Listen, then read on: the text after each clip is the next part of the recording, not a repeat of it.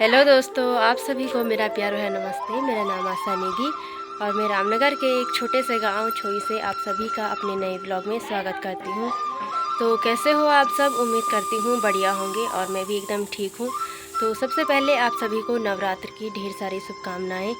और जैसे कि आज नवरात्र का दूसरा दिन है तो हर गाँव में नवरात्र के कीर्तन भजन शुरू हो गए। भी जा रहे हैं कीर्तन में और अभी मामी तैयार नहीं हुई है और मैं आ गई हूँ उनके घर में। तो चलते हैं। तो बाहर का मौसम आप देख सकते हैं, काफ़ी तेज़ की धूप लगी हुई है।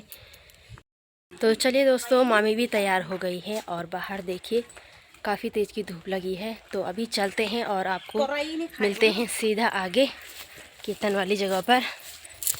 तो आज जो हमारा कीर्तन होना है वो होना है एक होटल में, क्योंकि यहाँ एक होटल की ओपनिंग है। तो होटल के अंदर जाने के बाद हमें पता चला कि कीर्तन जो है दूसरी जगह पर हो रहे थे। तो यहाँ पर चल रहा था अभी हवन और फिर उसके बाद हम यहाँ से निकल गए थे दूसरी जगह के लिए। और वहाँ पर जाने के बाद हमें पता चला कि वहाँ पर काफ़ी सारे औरतें आ गई थी और हमारे जाने तक कीर्तन भी यहाँ पर शुरू हो गया था। फिर हम यहाँ पर 2-4 कीर्तन और गाते हैं और फिर हम निकल जाते हैं होटल के लिए जहाँ पर हवन हो गया था। और यहाँ पर हम पहुँच गए थे होटल में और यहाँ पर देखिए 2-4 जने ही आए थे, बाकी आ रहे थे पीछे से। तो तब तक मैंने सोचा यहाँ पर थोड़ा इधर उधर देख लिया जाए। तो ये काफ़ी बड़ा हॉल था और यहाँ पीछे देखिए इसी के ठीक पीछे एक दूसरा होटल बन रहा है और यहाँ पीछे सामने हमारा घर भी दिख रहा है, दूर से काफ़ी अच्छा दिख रहा था। फिर मैं आई अंदर और यहाँ पर देखिए थोड़ी देर पहले हवन हुआ था, थोड़ा बहुत उन्होंने सामान हटा दिया था, फिर कुछ बचा था। और ये है इस होटल का फ्रंट साइड और ये है इसका स्विमिंग पूल जहाँ से जाली लगी हुई है। इसका एरिया सिर्फ इतना ही था, उसके पीछे दूसरा होटल बन रहा है। और फिर यहाँ पर जो है दूसरी औरतें भी आ गई थी और फिर यहाँ पर हमने किया अपना कीर्तन भजन शुरू। अम्बे भवानी जैसे हो कुमारी, मेरी अम्बे भवानी सूरत की बलिहारी, मेरी अम्बे भवानी सूरत की बलिहारी, मेरी अम्बे भवानी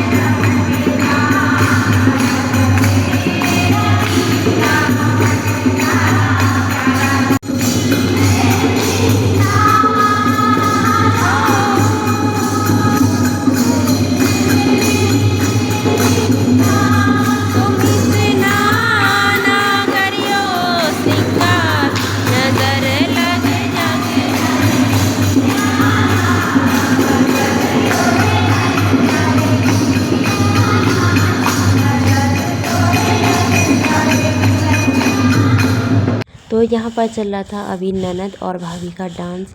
उसके बाद भजन गाते गाते काफ़ी तेज़ की गर्मी लगने लग गई थी, क्योंकि जो है इधर उधर से कांच थे और हवा भी नहीं आ रही थी। और आज तो सुबह से लाइट का नाम ही नहीं था, तो इसलिए पंखा तो चल भी नहीं रहा था। यहाँ पर एसी तो लगी हुई थी लेकिन उसका कुछ काम आया नहीं क्योंकि लाइट नहीं थी। उसके बाद यहाँ पर देखिए हवा लगाने के लिए पंखा मंगाया गया आंटी के घर से, क्योंकि गर्मी काफ़ी हो रही थी। तो फिर यहाँ पर हमने 2-4 भजन और गाए, लेकिन हॉल बड़ा होने के कारण यहाँ पर आवाज़ जो है बहुत तेज़ की आ रही थी, यानी गूंज रही थी। और ऊपर से यहाँ पर मैक भी लगाया हुआ था, तो वीडियो में आवाज़ फट रही थी, इसलिए मैंने यहाँ पर वॉइस ओवर किया। फिर उसके बाद हम आ गए थे नीचे रेस्टोरेंट में और यहाँ पर जो है प्रसाद बंट रहा था सब में। प्रसाद में यहाँ पर हलवा बनाया गया था, लेकिन हमारा व्रत था तो हमने प्रसाद नहीं खाया। फिर वो लेकर आ गए थे हमारे लिए चाय और उसके साथ ही बर्फ़ी।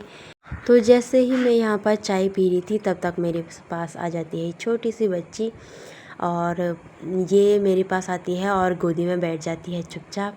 और इसके पास था केला, तो ये इसे खा रही थी और काफ़ी देर तक ये मेरे साथ बैठी रही। फिर प्रसाद खाने के बाद हम आ गए थे घर, और अभी देखिए इस टाइम भी काफ़ी तेज़ की धूप लगी हुई थी।